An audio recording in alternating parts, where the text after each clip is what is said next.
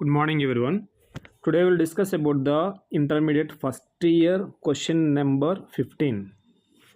Identify the parts of speech అని చెప్పేసి ఒక క్వశ్చన్ ఇస్తాడనమాట. క్వశ్చన్ నెంబర్ 15లో ఇంటర్మీడియట్ ఫస్ట్ ఇయర్లో దానికి వచ్చేసి 3 మార్క్స్ ఉంటాయి. దానికి వచ్చిన క్వశ్చన్స్ వచ్చేసి 6 ఉంటాయి.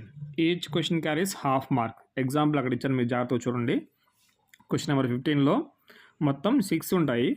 6కి 3 మార్క్స్, క్వశ్చన్కి హాఫ్ మార్క్.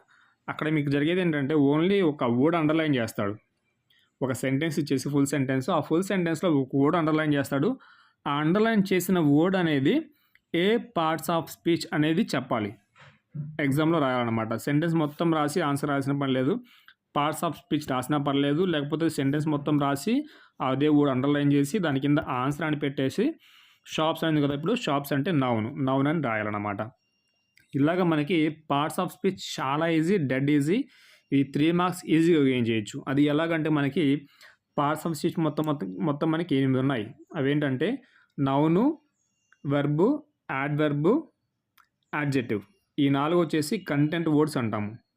మిగిలిన 4 వచ్చేసి ప్రొనౌను, ప్రిపోజిషన్, కంజంక్షన్, ఇంటర్జంక్షన్. ఇవి వచ్చేసి structural words or functional words అంటాం అన్నమాట. మొత్తం మనకి 8 పార్ట్స్ ఆఫ్ స్పీచ్ ఉన్నాయి. ఈ 8 నుంచే మీకు 6 ఇస్తాడు. ఈ 6లో ఈజీగా మీరు అండర్లైన్ చేసిన వాటిని ఐడెంటిఫై చేయొచ్చు. 3 marks just fraction of seconds, within 1 మినిట్లో మీరు గెయిన్ చేసేయచ్చు అనమాట. ఈ పార్ట్స్ ఆఫ్ స్పీచ్లో ఫస్ట్ వన్ నౌన్. ఈ నౌన్ గురించి మనం మాట్లాడదాం. నౌన్ చాలా ఈజీ టాపిక్, సింపుల్ టాపిక్. దీనిలో ఏముంటుందంటే ఏం లేదండి, సింపుల్గా పర్సన్, ప్లేస్, థింగ్స్, యానిమల్స్ ఇవి మెయిన్గా ఉంటాయి. మనకి ఇచ్చిన సెంటెన్స్లో పర్సన్ కానీ, ప్లేస్ కానీ, థింగ్స్ కానీ, యానిమల్స్ పేర్లు కానీ అండర్లైన్ చేస్తే అది నౌన్ అని రాసేయచ్చు. ఇంతవరకు బాగానే ఉంది. అక్కడ వరకు అయితే ఈజీగా ఐడెంటిఫై చేయొచ్చు. లైక్ షాప్స్ కానీ, బిల్డింగ్స్ కానీ, లేకపోతే ఎనీ ఆబ్జెక్ట్స్, పెన్సిల్స్, బుక్స్ ఇలాంటి పేర్లు ఇచ్చేస్తే ఇంకొంచెం టఫ్ అవుతుంది. ఎప్పుడు అవుతుందంటే అది ఒకవేళ వాళ్ళు సింగులర్ నౌన్స్, ప్లూరల్ నౌన్స్ ఇచ్చిన ఐడెంటిఫై చేయొచ్చు. కానీ countable nouns, uncountable nouns, material nouns, common nouns, అలాగే మనకి ఫెమినిన్, మాస్కులిన్ కూడా ఈజీగా అండర్లైన్ చేయొచ్చు అనమాట. Countable, uncountable nouns, abstract nouns ఇస్తే మాత్రమే కొంచెం జాగ్రత్తగా అండర్లైన్ చేయాలో చూసుకోవాలి. సో ఇలా మనకి నౌన్లో వచ్చేసి డిఫరెంట్ కైండ్స్ ఆఫ్ నౌన్స్ ఉన్నాయి. ఆ కైండ్స్ ఆఫ్ నౌన్స్ నుంచి కూడా మీకు ఆ సెంటెన్స్లో ఆ వర్డ్ ఇచ్చి అండర్లైన్ చేసి దాన్ని ఇది ఏ నౌను అని అడగడు. జస్ట్ పార్ట్స్ ఆఫ్ స్పీచ్ ఏంటని చెప్తే చాలన్నమాట. నౌనా కాదా అని చెప్తే చాలది. ఇప్పుడు కైండ్స్ ఆఫ్ నౌన్స్ని చూద్దాం. కైండ్స్ ఆఫ్ నౌన్స్లో మనకి ఏమేమి ఉన్నాయో చూద్దాము. First proper noun, common noun, concrete noun, abstract noun, countable noun. Countable నౌన్లో సింగులర్ నౌన్, ప్లూరల్ నౌన్ ఉంటాయి. అన్కౌంటబుల్ నౌన్, కౌంట్ చేయలేనిది, కలెక్టివ్ నౌన్. గ్రూప్స్ అయితే వాటిని కలెక్టివ్ నౌన్స్ అంటాం అనమాట.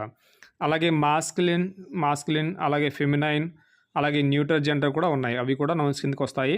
అలాగే పొసెసివ్ కూడా ఉన్నాయి అన్నమాట. అది సబ్జెక్ట్, ఆబ్జెక్ట్స్, కాంప్లిమెంట్స్కి వాడేది. సో మెయిన్గా మనకి ఏంటంటే నౌన్ అనేది ఇస్తాడు అక్కడ, దాన్ని ఐడెంటిఫై చేయగలగాలి. Person, place, things, animals. Abstract nouns, అలాగే కౌంటబుల్, అన్కౌంటబుల్ నౌన్స్ రేర్గా ఇస్తాడు. అవి ఈజీగా ఐడెంటిఫై చేయొచ్చు ఇచ్చినా కానీ. అయితే ప్లేస్, పర్సన్, థింగ్స్ అనేవి జనరల్గా ఇచ్చేవి, లైక్ షాప్స్, బిల్డింగ్స్ నేమ్స్ ఇవి. సో ఈజీగా వాటిని ఎగ్జామ్లో ఐడెంటిఫై చేయొచ్చు అనమాట. Half mark dead easy. దీంట్లో కన్ఫామ్గా ఒక్కటైతే బిట్ కంపల్సరీగా ఉంటుంది. ఈ నౌన్స్లో వచ్చేసి మనకి ఏముండవు. పర్సన్, ప్లేస్, థింగ్స్ మళ్ళీ చెప్తున్నాను, యానిమల్స్ పేర్లు మాత్రమే ఉంటాయి, లేదంటే బిల్డింగ్స్ పేర్స్ ఉంటాయి.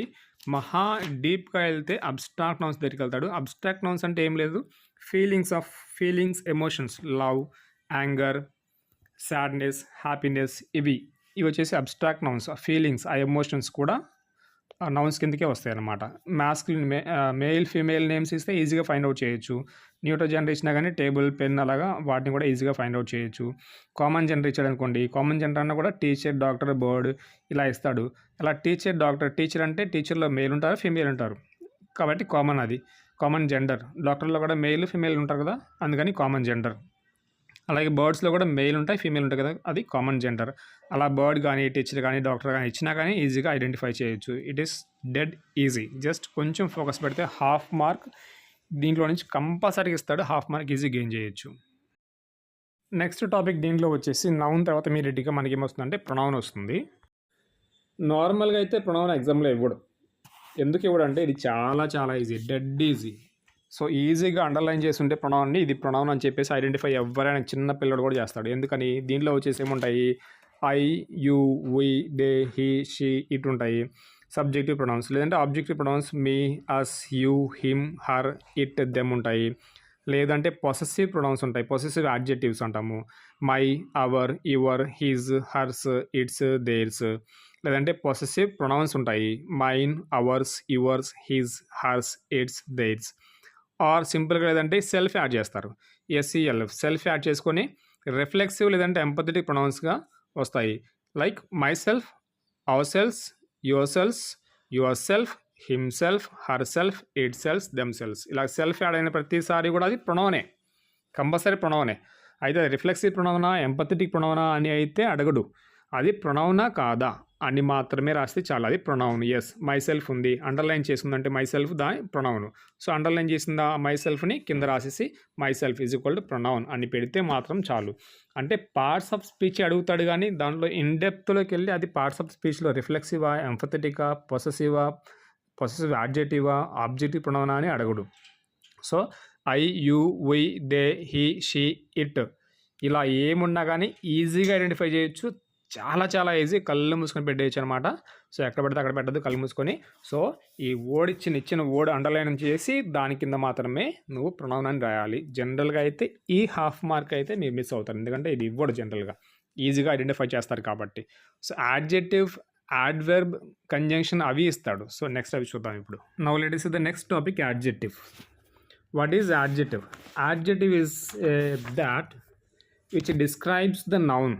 Adjective noun describe చేస్తుంది, నౌన్కి ముందు వస్తుంది అనమాట. So it qualifies a noun.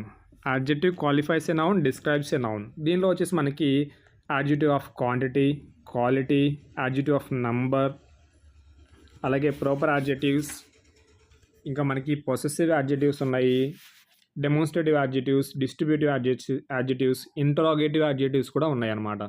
అంటే ఇన్ని టైప్స్ ఆఫ్ యాడ్జెక్టివ్స్ ఉన్నాయి. వీటి గురించి కొంచెం ఎక్స్ప్లెనేషన్ ఇస్తాను, జాగ్రత్తగా వినండి. వింటే చాలు, ఈజీగా అటెంప్ట్ చేసేయచ్చు, దాని గురించి పెద్ద లెర్నింగ్ అయితే అవసరం లేదు మీకు. So for example, a good boy, a good girl అన్నాను. Good boy, good girl. Good అనేది బాయ్ గురించి మాట్లాడుతుంది, గుడ్ అనేది గర్ల్ గురించి మాట్లాడుతుంది, కాబట్టి ఆ గుడ్ అనేది ఏమవుతుందంటే యాడ్జెక్టివ్ అవుతుంది అనమాట ఇక్కడ. సో అలాగే యాడ్జెక్టివ్స్ ఆఫ్ క్వాంటిటీ అంటే little, much, enough, no, whole ఇలాగా. క్వాంటిటీ అంటే ఏంటి? క్వాంటిటీ అంటే కొంచెం క్వాంటిటీ, ఎక్కువ మొత్తం, తక్కువ మొత్తం, అలాగా ఎక్కువ తక్కువ అని చెప్పడానికి. కాబట్టి లిటిల్ అంటే కొంచెం, మచ్ అంటే ఓకే ఎక్కువ, ఎనఫ్ అంటే చాలు, ఈ విధంగా అది క్వాంటిటీ కిందకు వస్తుంది. ప్రాపర్ యాడ్జెక్టివ్స్ అంటే ఇండియన్, అమెరికన్, బ్రిటిష్, నైజీరియన్ ఇలాగా వస్తే నేమ్స్, ఇవి proper adjectives. Like Indian brand, American brand, British prime minister ఇలాగా ఈ విధంగా. పక్కన నౌన్ కంపల్సరీగా ఉండాలి.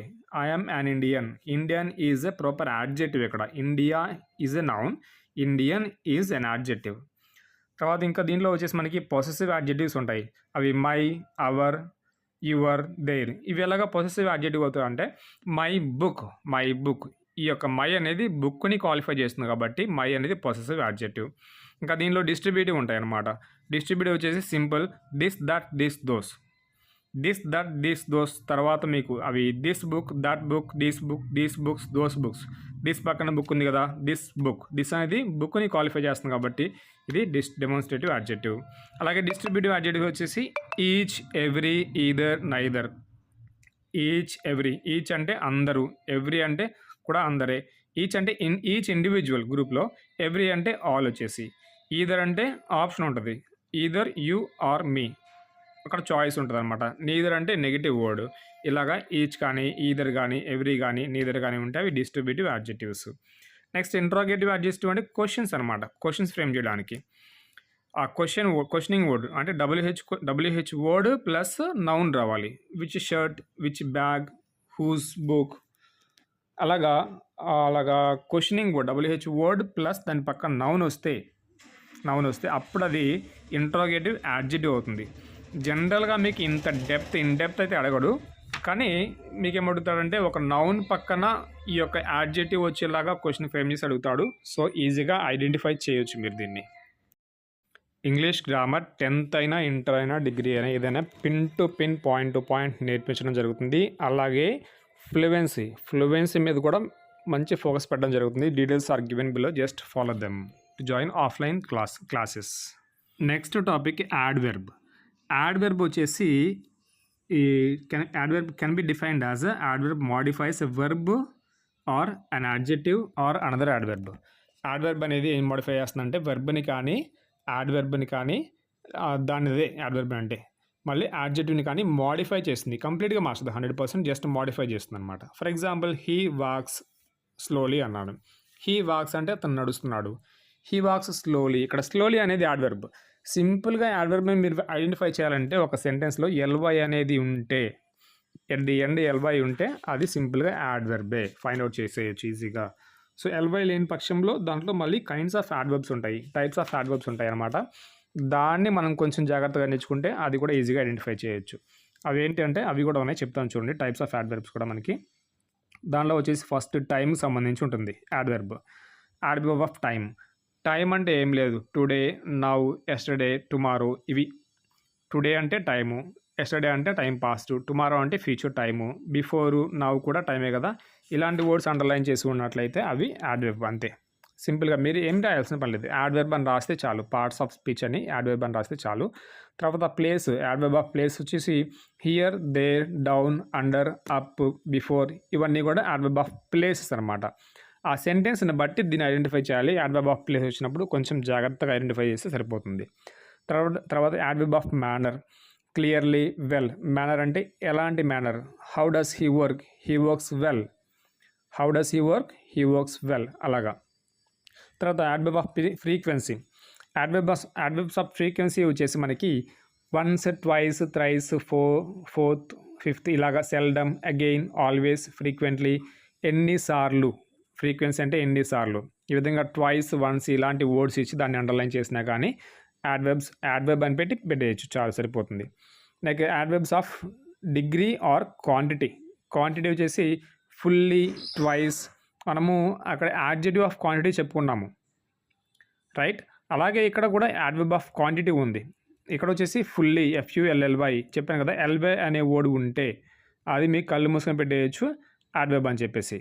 అలాగే వన్స్, ట్వైస్ అనే వర్డ్స్ ఉన్నా కానీ అది కూడా యాడ్వర్బ్ అవుతుంది అనమాట. ఓకే. అలాగే నెగేషన్లో వచ్చేసి సర్టన్లీ, నో, నాట్, ఇవి కూడా యాడ్వర్బ్స్ అవుతాయి. వెరీ అనే వర్డ్ కనపడి అది అండర్లైన్ చేస్తుంటే కళ్ళు మూసుకొని దాన్ని యాడ్వర్బ్ అని పెట్టేయచ్చు అనమాట. వెరీ ఎప్పుడు కూడా యాడ్వర్బే, అది ఎక్కడున్నా యాడ్వర్బే, అది ఏ సెంటెన్స్లో ఎక్కడున్నా కానీ యాడ్వర్బే అవుతుంది, యాడ్జెక్టివ్ అయ్యే ఛాన్సే లేదు. ఓకే. అలాగా ఈ విధంగా యాడ్వర్బ్స్ అనేవి ఉంటాయన్నమాట. మీరు ఐడెంటిఫై చేయడానికి చాలా ఈజీగా ఉంటాయి, అంత డిఫికల్ట్ అయితే కాదు. ఇన్ డెప్త్ టాపిక్స్ అనేవి మీకు ఆఫ్లైన్ క్లాసుల్లో నేర్పించడం జరుగుతుంది. సో బ్రీఫ్గా చెప్పాను. So try to understand and try to identify the adverb in the given sentence in the exam. Next topic verb. Verb వచ్చేసి డెడ్ ఈజీ అనమాట, చాలా easy to identify verb in a sentence అనేది చాలా easy. ఎందుకు easy అంటే మనకి ఈ యొక్క వెర్బ్లో వచ్చేసి V1, V2, V3, V4, V5 చిన్నప్పటి నుంచి నేర్చుకుంటాం కదా, అవే ఉంటాయి అనమాట. V1 అంటే బేస్ ఫామ్, V2, V3 అంటే పాస్ట్ ఫామ్స్, V4 అంటే V1కి ING యాడ్ చేస్తే V4 వస్తుంది, V5 అంటే V1కి అదే V1కి ఎస్ కానీ యాడ్ చేస్తే V5 వస్తుంది. అలా ఆ విధంగా వర్బ్స్ ఉంటాయి. ఆ వర్బ్స్ని అండర్లైన్ చేస్తే దానికి మీరు ఈజీగా ఐడెంటిఫై చేయొచ్చు. వర్బ్ అని పార్ట్స్ ఆఫ్ స్పీచ్ రాస్తే చాలు. దీనిలో మనకి regular verbs, irregular verbs, finite verbs, non finite verbs, auxiliary verbs, ఇలాగ ట్రాన్సిటివ్, ఇంట్రాన్సిటివ్ వెర్బ్స్ రకరకాలు అయితే ఉన్నాయి. కానీ ఇక్కడ మీకు డిఫరెంట్ టైప్స్ అడగడు. What is the subtype అని అయితే అడగడు. అక్కడ ఇచ్చిన వర్బ్కి మీరు పార్ట్స్ ఆఫ్ స్పీచ్ వర్బ్ అని రాస్తే చాలు. అంతేగాని అది ఫైనైట్ వెర్బా, నాన్ ఫైనైట్ వెర్బా, ట్రాన్సిటివ్ వెర్బా, ఇంట్రాన్సిటివ్ వెర్బా, ఆక్సిలరీ వెర్బా, రెగ్యులర్ వెర్బా, ఇర్రెగ్యులర్ వెర్బా అనే క్వశ్చన్ అయితే అక్కడ రేజ్ అవ్వదు, ఉండదన్నమాట. జస్ట్ సీ ద వెర్బ్, అది వెర్బ్ అని అనిపిస్తే ఈడీ ఫామ్స్ యాడ్ అయినప్పుడు జాగ్రత్తగా మీకు ఐడెంటిఫై చేయొచ్చు. సబ్జెక్ట్ తర్వాత ఉంటుంది వెర్బ్ ఎప్పుడు కూడా. First subject, verb, object. ఒక సెంటెన్స్ స్ట్రక్చర్ ఏంటంటే సబ్జెక్ట్, వెర్బ్, ఆబ్జెక్ట్ కదా. సబ్జెక్ట్ తర్వాత ఇమీడియట్గా వెర్బ్ ఉంటుంది, 100% సబ్జెక్ట్ తర్వాతే ఉంటుందన్నమాట. అది మెయిన్ వెర్బ్ అయినా అవ్వచ్చు, లేదంటే హెల్పింగ్ వెర్బ్ అయినా అవ్వచ్చు. మెయిన్ వెర్బ్ అంటే V1, V2, V3, V4, V5. Helping verbs అంటే ఈజ్, యామ్, ఆర్, వజ్, వర్. ఒక్కొక్కసారి హెల్పింగ్ వెర్బ్స్ని కూడా మెయిన్ వెర్బ్స్గా యూజ్ చేస్తాడు. అది ఐడెంటిఫై చేయగలిగితే ఈజీగా మీరు ఆన్సర్ చేసేయచ్చు అనమాట. ఈ గ్రామర్కి సంబంధించి గ్రామర్ టాపిక్స్ మొత్తానికి సంబంధించి 1 month కోర్స్ అయితే ఎనఫ్ సరిపోతుంది ఇంటర్మీడియట్ వాళ్ళకి, 10th వాళ్ళకి. So try to join the classes. If you join the classes you can learn more and more in depth details of each and every topic to identify the words in a given sentence to get the marks easily and quickly. చాలా time కూడా save అవుతుంది మీకు, ఎందుకంటే మీకు questions రాయాలి. Questions answers రాయడానికి మీకు చాలా టైం పడుతుంది. గ్రామర్లో మీరు ఎక్కువ టైం తీసుకుంటే అవి రాయలేరు అనమాట. గ్రామర్లో మీరు ఎంత టైం సేవ్ చేస్తే అంత ఎక్కువ టైం మీకు క్వశ్చన్ ఆన్సర్స్ రాయడానికి ఉపయోగపడుతుంది. కాబట్టి ఈ యొక్క సబ్జెక్ట్ నేర్చుకోవడానికి ఆఫ్లైన్ క్లాసెస్ జాయిన్ అవ్వండి. Follow the details given below. Next important concept is preposition. Preposition నుంచి కంపల్సరీగా ఒక సెంటెన్స్ ఉంటుంది, ఒక పాయింట్ అండర్లైన్ చేసి ఉంటుంది, దాని ప్రిపోజిషన్ ఐడెంటిఫై చేయాల్సిందే. దీని నుంచి గ్యారంటీగా ఉంటుంది. ప్రొనౌన్ నుంచి ఆల్మోస్ట్ నిల్, నథింగ్ ఉండదు, ఆల్మోస్ట్ ఉండకపోవచ్చు, 100%, 99% ఉండదు. కానీ ప్రిపోజిషన్ నుంచి మాత్రం కంపల్సరీగా సెంటెన్స్ ఉంటుంది. ఆ ప్రిపోజిషన్ ఏంటి అంటే, ప్రిపోజిషన్ అనేది ఒక పదం అనమాట. ఇది ఆబ్జెక్ట్లో ఉంటుంది. సబ్జెక్ట్ వెర్బ్కి ప్లేస్ లేదు, ఇంకా ఆబ్జెక్ట్లోనే ఉంది. ఆబ్జెక్ట్లోనే ప్రిపోజిషన్ ఉంటుంది. దీన్ని ఆబ్జెక్టివ్ కేస్ అంటాము. ఇది వచ్చేసి నౌన్ని అలాగే నౌన్తో పాటు యాడ్జెక్టివ్ని లేదంటే అనదర్ నౌన్ని లేదంటే వెర్బ్ని కలుపుతుంది అనమాట. ఒక వారధిలా పనిచేస్తుంది, బ్రిడ్జ్లా పనిచేస్తుంది, ఒక రిలేషన్ బిల్డ్ చేస్తుంది. For example, I keep the book on the table. Book on the table, book table. I keep the book on the table. I keep the pen in the bag. I keep the pen in the bag. Pen in the bag. Pen వచ్చేసి ఎక్కడ ఉంది? In the bag, bag లోపల ఉంది. అలాగా 2 నౌన్స్కి మధ్యలో ఇది help చేస్తుంది అనమాట. బ్రిడ్జ్ లాగా పనిచేసి హెల్ప్ చేస్తుంది ఒక సెంటెన్స్ అనేది కరెక్ట్గా ఫ్రేమ్ చేయడానికి. సో కాబట్టి ఇక్కడ చూడండి, ఇంకొక ఎగ్జాంపుల్ ఇస్తాను. She was born in 2015. Born in 2015. So in అనేది ప్రిపోజిషన్ ఇక్కడ. అలాగా on, in, by, for, from, in, into, of, out, over, till, to, up, upon, with, under, down, ఇవన్నీ కూడా ప్రిపోజిషన్స్ చాలా ఈజీగా ఐడెంటిఫై చేయొచ్చు. It is not that difficult. So since, for, beside, besides, among, between, along, across, in, into, on to కూడా prepositions. It is not that difficult, dead easy to identify ఒక సెంటెన్స్లో. First ఇయర్లో marks పోకూడదు అనుకుంటే I prefer offline classes attend అవ్వండి. ఇవి ఎక్కువ time పడుతుంది మీకు, మ్యాక్సిమం 1 month అంతే, మినిమం 1 month. ఇంక బాగా మరీ కొంచెం డల్గా ఉంటే అది ఒక 2 months. 2 monthsలో గ్రామర్ ఈజీగా అర్థమైపోతుంది. మంచి మార్క్స్ అనేవి ఈజీగా స్కోర్ చేయొచ్చు. టైం సేవ్ అవుతుంది ఫస్ట్. మిగిలిన టైంలో మీరు క్వశ్చన్స్ అటెంప్ట్ చేసి ఎక్కువ మార్కులు స్కోర్ చేయొచ్చు. అలాగే ఇంగ్లీష్లో ఫ్లూయెన్సీ కావాలన్నా కానీ you can join the classes. Details are given above. Next very important concept conjunction. Conjunction అనగానే మీకు గుర్తొచ్చేది అండ్ కదా. సో అలాగే and, for, nor, but, or, yet. So ఇవి కంజంక్షన్స్ అనమాట. బికాస్, ఇఫ్, వెన్, అంటిల్ కూడా కంజంక్షన్స్. ఇవి చూసినట్టయితే మనకి కనెక్ట్స్ అనమాట. ఇట్ కనెక్ట్స్ 2 words కానీ 2 sentences కానీ, అంటే జాయిన్స్, 2 పదాలు కానీ 2 sentences కానీ జాయిన్ చేస్తుంది. 2 పదాలు అంటే for example book and pen, mango and banana and join చేస్తుంది. బుక్ ఆర్ పెన్, అదా ఇదా, మ్యాంగో ఆర్ బనానా, మ్యాంగోనా బనానా, అలాగా. సో ఇక్కడ వచ్చేసి మనకి టైప్స్ ఉన్నాయి. Coordinating conjunction, subordinating conjunction, correlative conjunction ఉంటాయన్నమాట. అయితే మళ్ళీ మీకు రిమైండ్ చేస్తున్నాను, ఇచ్చిన సెంటెన్స్లో కంజంక్షన్ ఉంటే మీరు టైప్స్ ఆఫ్ కంజంక్షన్స్తో సంబంధం లేదు. జస్ట్ అది కంజంక్షన్ అని మాత్రమే మీరు ఐడెంటిఫై చేయగలిగితే చాలు. అంతకుమించి మీరు చేయాల్సింది ఏం లేదనమాట. సో కంజంక్షన్ అని రాస్తే చాలు. వాళ్ళకి కావాల్సిన ఎగ్జాంపుల్లో పార్ట్స్ ఆఫ్ స్పీచ్ నువ్వు ఐడెంటిఫై చేయగలిగావా లేదా అంతవరకు మాత్రమే చూస్తారు. అది ఇన్డెప్త్ డీటెయిల్స్కి అయితే వెళ్ళరు. కోఆర్డినేటింగ్ కంజంక్షనా, సబార్డినేటింగ్ కంజంక్షనా, కోరిలేటివ్ కంజంక్షనా అనేది మీరు చెప్పాల్సిన పని లేదు. నా పార్ట్స్ ఆఫ్ స్పీచ్లో ద లాస్ట్ కాన్సెప్ట్ ఇంటర్జంక్షన్. అమ్మయ్య అనిపిస్తుందా? So no problem. జస్ట్ మీరు ఒకసారి వింటే చాలు, మీరు ఈజీగా ఐడెంటిఫై చేయగలగరు. 50 to 70% మీరు ఈజీగా ఐడెంటిఫై చేయగలరు జాగ్రత్తగా వింటే. అలాగే ప్రాక్టీస్ చేస్తే ఇంకా ఈజీగా ఐడెంటిఫై చేయొచ్చు. సో ఇది లాస్ట్ కాన్సెప్ట్ వినండి ఒకసారి. ది ఇంటర్జంక్షన్. ఇంటర్జెక్షన్ వచ్చేసి మనకి ఏం లేదన్నమాట. హే, ఓయ్, ఔచ్, హా, nice, good, congratulations, hello, beautiful, ఇలాంటి వర్డ్స్ ఇచ్చి మీకు దాని పక్కన మీకు ఒక సింబల్ ఉంటుంది. ఆ సింబల్ జాగ్రత్తగా చూడండి. ఒక చిన్న గీత గీసి దాని కింద అఫాస్ట్రఫీ అంటారు. చిన్న గీత గీసి, సరే అఫాస్ట్రఫీ కాదు, ఒక చిన్న గీత గీసి మీకు కింద వచ్చేసి ఒక చుక్క పెడతాడు అనమాట. ది ఎక్స్క్లమేషన్ సింబల్ అనేది. ఈ సింబల్ మీకు కనపడినట్లయితే మీరు కళ్ళు మూసుకొని పెట్టేయచ్చు. ఈ సింబల్ కనపడి ఆ సింబల్ ఉన్న వర్డ్ అండర్లైన్ చేసి ఉంటే మాత్రమే, ఆ సింబల్ కనపడి వేరే వర్డ్ అండర్లైన్ చేస్తే కాదు, ఆ ఎక్స్క్లమేటరీ మార్క్ ఉండి అలాగే అదే వర్డ్ అండర్లైన్ చేసి ఉంటే అప్పుడు మాత్రమే దాన్ని మీరు ఇంటర్జంక్షన్ అని మెన్షన్ చేయాలి. జాగ్రత్తగా ఆలోచించుకొని చూడాలి, మీరు అబ్జర్వ్ చేయాలి ఇక్కడ, మీరు జాగ్రత్తగా ఆలోచించి. లేకపోతే అక్కడ సింబల్ ఇచ్చేసి అలాగే ఎక్స్క్లమేషన్ మార్క్ ఇచ్చేసి ఇలా చిన్న గీత పెట్టి దాని కింద చుక్క పెట్టేశాడు, అదే సెంటెన్స్లో వేరే వర్డ్ని అండర్లైన్ చేశాడు.